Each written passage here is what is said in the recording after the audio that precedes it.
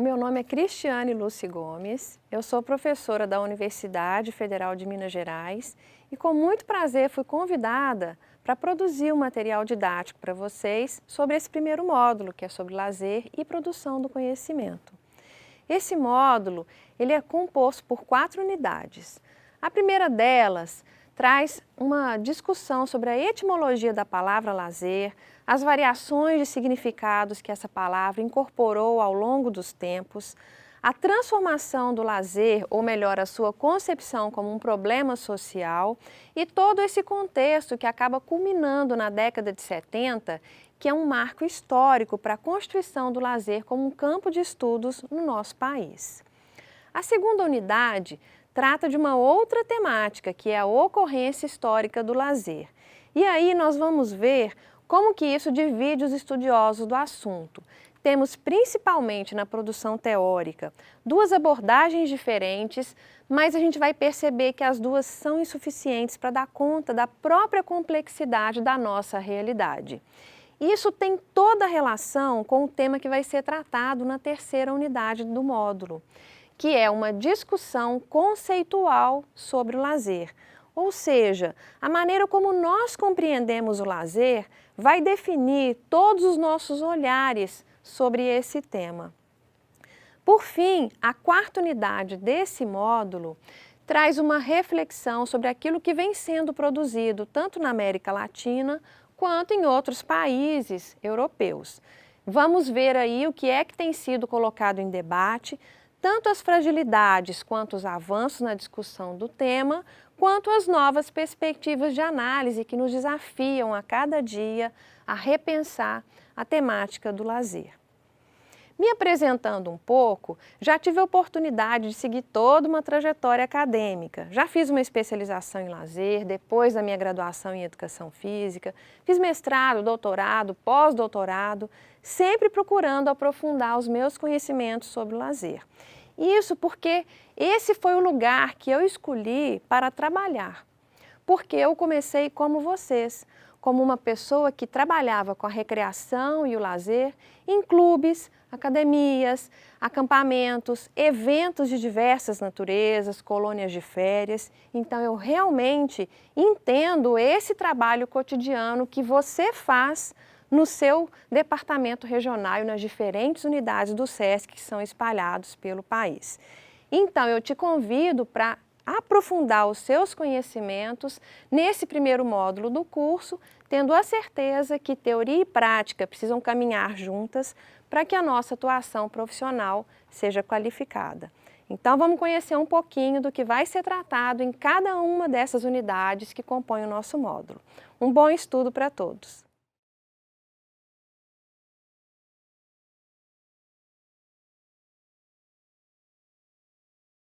Esse é o primeiro tópico da nossa videoaula e também do material didático que todos receberam. Ele vai tratar da temática das raízes etimológicas do lazer e também a variedade de significações que esse termo foi adquirindo ao longo dos tempos. E você sabe de onde veio a palavra lazer? Você sabe a partir de quando essa palavra começou a ser utilizada? Sabe quais significados ela incorporou inicialmente? E desde quando o lazer passou a incorporar o vocabulário corrente no Brasil? Essas são perguntas chaves desse primeiro tópico. E na leitura do material você vai descobrir e encontrar respostas para essas e outras questões. São os dicionários que podem nos ajudar a buscar as raízes etimológicas e semânticas da palavra lazer. Eles reúnem os termos que a gente vai empregando no vocabulário da nossa língua e também os significados que são atribuídos às palavras em cada contexto histórico, porque, afinal de contas, os entendimentos podem mudar ao longo dos tempos. E como você vai ver na primeira unidade desse nosso módulo, a origem da palavra lazer é proveniente do latim. Foram os termos latinos licere e licere, criados pela antiga civilização romana, que deram um significado a essas palavras. O significado de ser lícito, poder, ser permitido ou ter o direito. Essa significação lida com algo que é considerado permitido de acordo com algum fundamento normativo ou de acordo com a lei. Desse modo, a etimologia da palavra lazer diz respeito, ao mesmo tempo, à permissividade e a um determinado tipo de controle social, moral ou político. Eu consultei a coleção de obras raras da Biblioteca Nacional do Rio de Janeiro e esse exercício foi muito interessante. Por exemplo, a forma antiga da palavra lazer era lezer, um termo que remonta ao século XIII com o significado de preguiça ou pouca vontade de trabalhar. Isso evidencia um aspecto muito importante. Essa palavra foi incorporando alguns valores e significados associados ao trabalho, ou melhor, ao não trabalho.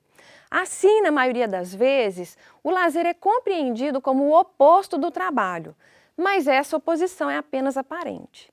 Você sabe por quê?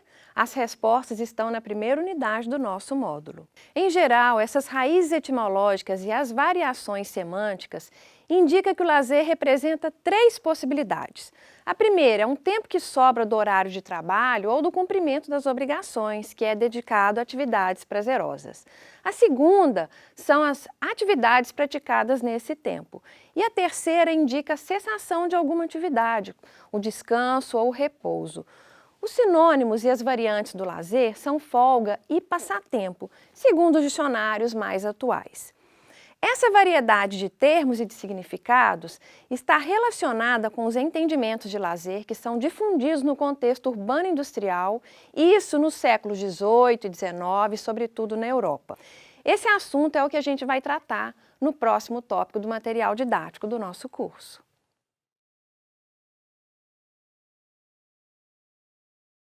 No segundo tópico dessa primeira unidade, nós vamos discutir um pouco sobre o lazer nas sociedades urbano-industriais do início do século XX. Mas a gente precisa voltar um pouquinho nessa história, porque foi no final do século XIX que esse binômio trabalho-lazer se torna mais evidente nas sociedades urbano-industriais do Ocidente, sobretudo para um determinado segmento social, o proletariado.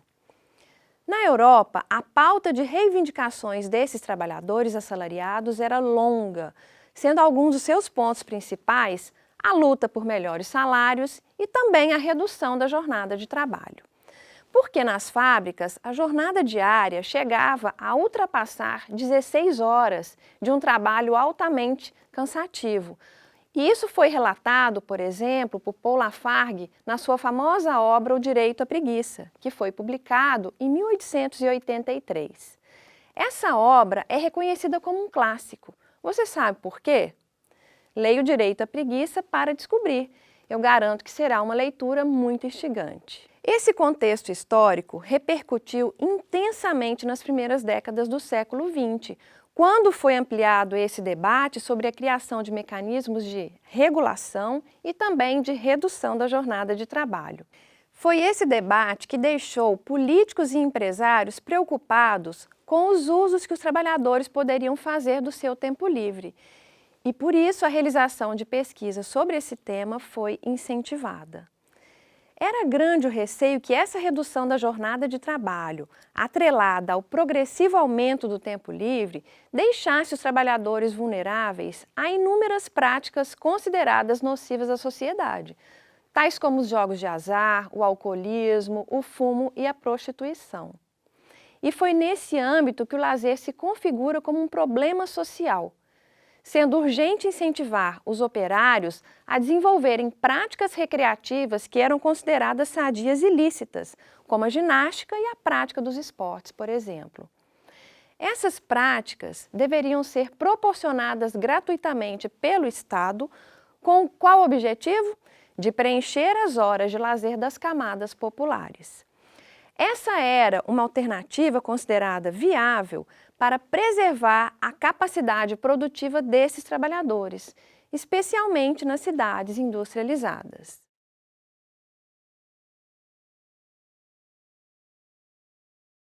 No Brasil, alguns estudos mostraram que a necessidade de estudar o problema do lazer de forma mais estruturada também começou a ser aguçada nas primeiras décadas do século XX.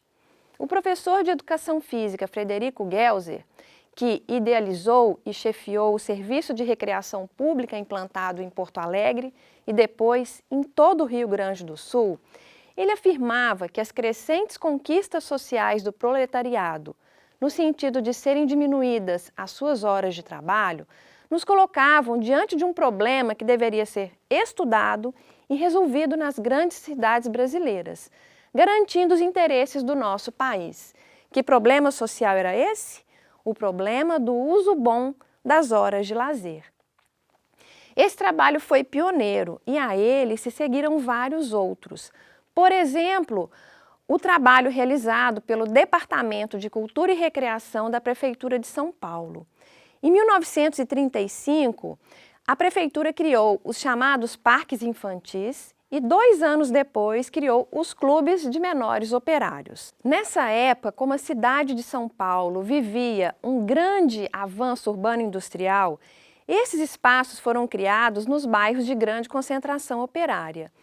Era ali que os instrutores desenvolviam atividades recreativas com crianças e adolescentes da classe operária. Muitos deles já trabalhavam. E muitos estudiosos brasileiros, envolvidos com essas e outras iniciativas, absorveram o sentido de recreação norte-americano, que não se reduzia aos jogos e atividades prazerosas que eram organizadas para as crianças. Mas foi principalmente com esse significado que ela foi difundida no Brasil. Apesar de ser vista principalmente pelo Estado como uma estratégia de controle social, a recreação, e aí entendida como sinônimo de jogos, brincadeiras e atividades recreativas para crianças, jovens e adultos, foi utilizada com o objetivo de organizar o tempo de lazer de pessoas de diferentes faixas etárias, principalmente das massas trabalhadoras, procurando reduzir os perigos causados pelo tempo ocioso. Esse saudável emprego das horas de lazer também foi o desafio que motivou os estudos de Arnaldo Susequinde, que foram realizados quando ele esteve à frente do Serviço de Recreação Operária, que foi criado pelo Ministério do Trabalho em 1943, aqui no Rio de Janeiro, como parte do projeto político do governo Vargas.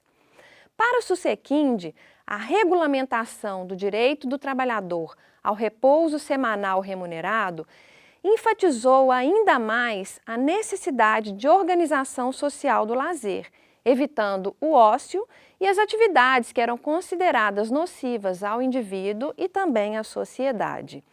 Assim, os primeiros centros de recreação do Serviço de Recreação Operária também foram instalados nos bairros de grande densidade operária no Rio de Janeiro. Nesses espaços, os trabalhadores e suas famílias encontravam gratuitamente bibliotecas, discotecas, exibições teatrais e cinematográficas, aulas de canto, jogos de salão, sessões de ginástica, campos de futebol, quadras de vôlei, de basquete, entre várias outras possibilidades. Tudo isso era visto como uma novidade. Essa diversidade era vista como essencial para garantir o alcance e as finalidades sociais e educativas do serviço de recreação operária, como o aprimoramento da mente, o fortalecimento do corpo, a melhoria da saúde, o desenvolvimento do caráter e da formação moral. Isso sem contar o aumento da produtividade e, é claro, o esquecimento dos problemas.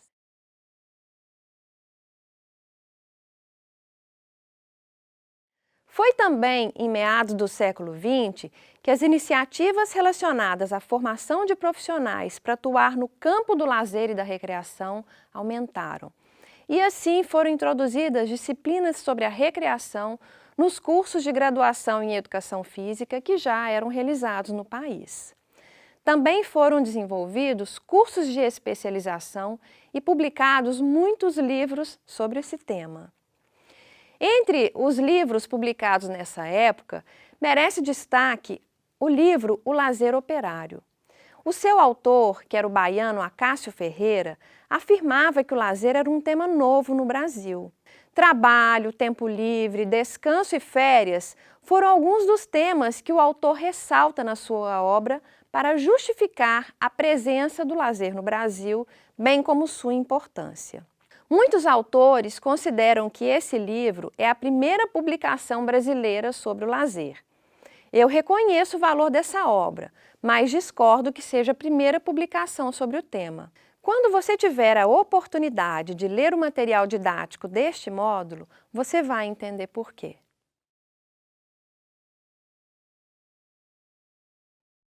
No terceiro tópico dessa primeira unidade, nós vamos verificar por que é que a década de 1970 ela é um marco para os estudos sobre lazer no nosso país. Foi no início dessa década que o lazer passou a ser visto como uma área nova, capaz de impulsionar as pesquisas, os projetos e também as ações coletivas e institucionais que eram desenvolvidas no nosso país. Todos procuravam ir além das intervenções de recreação que já eram desenvolvidas por algumas das instituições brasileiras. É por isso que a década de 70 pode ser considerada um marco para a organização do lazer como um campo de estudos. Um campo que passa a reunir muitas das iniciativas pontuais que até então eram desenvolvidas no nosso país. Como a recreação cada vez mais se resumia à prática pela prática, quase sempre de uma forma descontextualizada e destituída de aprofundamentos, o lazer abre novas possibilidades de estudo e de intervenção a partir dessa década. Essa valorização e reconhecimento do lazer foram decorrentes principalmente dos inúmeros estudos que vinham sendo realizados sobre essa temática em vários países europeus e norte-americanos, abrindo novas perspectivas para qualificar a atuação e a formação profissional nesse âmbito. 3 eventos realizados nessa época podem ser destacados. O primeiro deles foi o Seminário sobre o Lazer, Perspectiva para uma Cidade que Trabalha. Esse evento foi realizado em 69. Adivinha onde? Na cidade de São Paulo. Ele foi um evento promovido pela Secretaria do Bem-Estar Social da Prefeitura em parceria com o SESC de São Paulo. Em novembro de 1974, a cidade de Curitiba sediou um outro evento de grande porte sobre o lazer. Foi o primeiro seminário sobre o lazer. Ele contou com a participação de técnicos, urbanistas e estudantes de quase todo o nosso país. Esse seminário foi organizado pela Prefeitura de Curitiba, pelo Instituto de Pesquisas e Planejamento Urbano, pela Fundação Cultural da cidade e também pelo SESC do Paraná. A categoria trabalho, a educação, assim como a necessidade de ampliar os espaços de lazer no contexto urbano, foram assuntos recorrentes nas discussões. E assim, a gente entende a partir de quais perspectivas o assunto estava sendo tratado nesse encontro. Os textos que fundamentaram as palestras desse evento foram publicados na 20ª edição do Boletim de Intercâmbio do SESC, um periódico editado pelo seu Departamento Nacional de Distribuição Gratuita que teve uma ampla aceitação no nosso país. Ministraram palestras nesse seminário nacional o arquiteto e paisagista Burle Marx, assim como o então diretor do Departamento Regional do SESC São Paulo, Renato Requicha, além de Ethel Balzer Medeiros, Zilá Tota e outras autoridades nos estudos do lazer.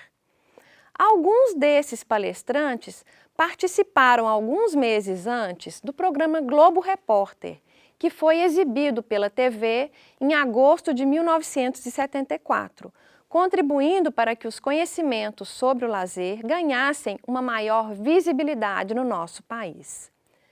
Além de consultar os especialistas no assunto, esse programa entrevistou pessoas na rua e algumas delas deixaram transparecer o seu estranhamento quando elas eram indagadas sobre o que era o lazer. Isso evidencia que essa palavra ainda não era amplamente utilizada no vocabulário corrente da nossa língua, até mesmo em grandes cidades como Rio de Janeiro, São Paulo e Porto Alegre. Essa é uma evidência de que o lazer constituía de fato um tema novo, que começava a ser estudado e a ter uma maior repercussão no Brasil no decorrer dos anos de 1970. Eu lembro também que muitos especialistas que participaram desse programa Globo Repórter tinham algum tipo de vínculo com o Centro de Estudos de Lazer e Recreação da PUC do Rio Grande do Sul. Ele era conhecido pela sigla CELAR e ele foi criado um pouquinho antes, em 73, a partir da coordenação de Zilá Tota. Isso em decorrência de uma parceria que foi firmada com a PUC e a Secretaria Municipal de Educação e Cultura da Prefeitura de Porto Alegre. Essa parceria visava formar profissionais qualificados que pudessem atuar nos centros de comunidade que foram implementados pela Prefeitura em diferentes bairros. Qual era o objetivo? Desenvolver atividades de lazer para a população. O CELAR da PUC funcionou até 78 e uma das suas atividades mais relevantes foi a realização de um curso de pós-graduação em lazer, com o objetivo de qualificar profissionais de diferentes áreas do conhecimento. O outro evento de destaque que aconteceu nessa época foi o primeiro Encontro Nacional sobre Lazer. Esse foi realizado no Rio de Janeiro em 1975.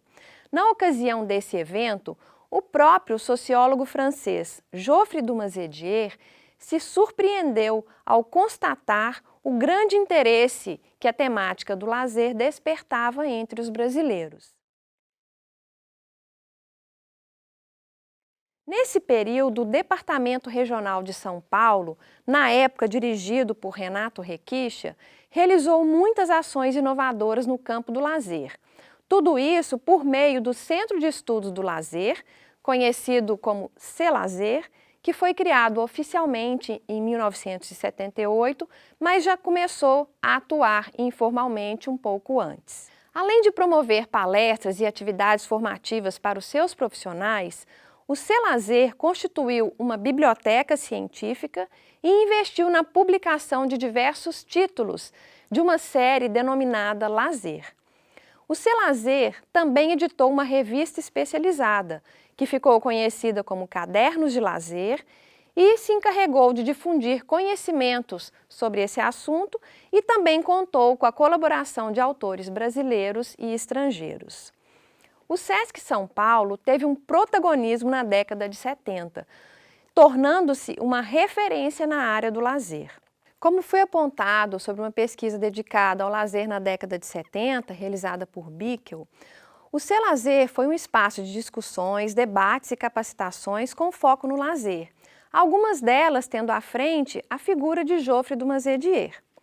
E a partir desse empreendimento e a convite do Departamento Regional do SESC em São Paulo, Dumas-Hédier acabou se tornando consultor dessa instituição para todos os assuntos relativos ao lazer.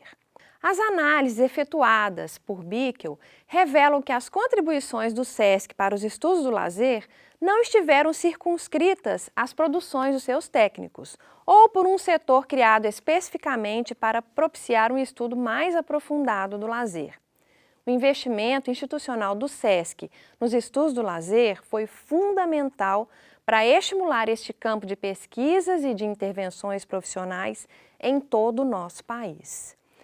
As realizações do SESC na área do lazer e do CELazer em particular difundiram o pensamento de Dumas-Hédier em nosso contexto, influenciando a produção dos conhecimentos sobre esse tema no nosso país. Os livros que mais tiveram repercussão no Brasil foram Lazer e Cultura Popular, publicado em português em 1976, e Sociologia Empírica do Lazer, de 1979. Ambos foram publicados pela editora Perspectiva com o apoio do SESC. Os cursos que foram ministrados, as palestras e também as publicações de Dumas-Hédier estimularam a troca de ideias e desenvolvimento de pesquisas sobre o lazer até os dias de hoje, o que, infelizmente, ocorre destituído de contextualização e de um posicionamento mais crítico sobre o pensamento desse sociólogo. E esse é um desafio que se coloca para todos os interessados em aprofundar os seus conhecimentos sobre a temática do lazer. Desde o final da década de 80 e particularmente na década seguinte, de 1990, foram expressivas as produções de alguns estudiosos do lazer que também atuaram no SESC, como, por exemplo, Luiz Otávio de Lima Camargo e Nelson Carvalho Marcelino. Camargo publicou seu primeiro livro, O que é Lazer, no ano de 1986.